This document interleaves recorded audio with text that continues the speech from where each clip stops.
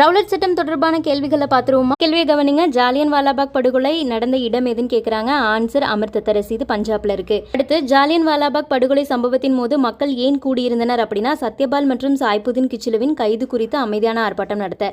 அதாவது சத்யபால் மற்றும் சாய்புதீன் ரெண்டு பேத்தையுமே கைது பண்ணி பிரிசன்ல போட்டிருப்பாங்க. எந்த பிரிசன்ல இருக்காங்க அப்படிங்கிறத கவர்மெண்ட் சொல்லியிருக்காது. அதை எங்களுக்கு சொல்லுங்க அப்படின்னு கேட்டுதான் மக்கள் வந்து அந்த இடத்துல கூடி அதாவது ஜாலியன் வாலாபாக் அப்படிங்கிற இடத்துல கூடி ஒரு அமைதியான போராட்டம் நடத்தியிருப்பாங்க. இதுல இன்னொரு முக்கியமான விஷயம், பஞ்சாபோட அறுவடை திருநாள் அன்னைக்கு தான் நடந்திருக்கும். அதாவது 13th ஏப்ரல் 1919 தான் பைசாக்கி அப்படிங்கிற அறுவடை திருநாள் நடந்திருக்கும். அதை செலிப்ரேட் பண்ணுறதுக்கும் பீப்புள்ஸ் அங்கே கூடியிருப்பாங்க. அடுத்து, ஜாலியன் வாலாபாக் படுகொலைக்கு உத்தரவிட்டவர் யார் அப்படின்னா மைக்கேல் ஓடையர். இந்த மைக்கேல் ஓடையர் அப்படிங்கிறது யார் அப்படின்னா பஞ்சாபோட துணைநிலை ஆளுநராக இருந்திருப்பாரு. ஜெனரல் ரெஜினால்டு டயர் அப்படிங்கிறவர் வந்து கமாண்டராக இருந்திருப்பாங்க. இவங்க ரெண்டு பேரும் சேர்ந்து தான் துப்பாக்கியில் தோட்டாக்கள் முடிகிற வரைக்கும் மக்களை சுட்டுக்கொள்ளுங்க அப்படிங்கிற ஆர்டர் கொடுத்துருப்பாங்க.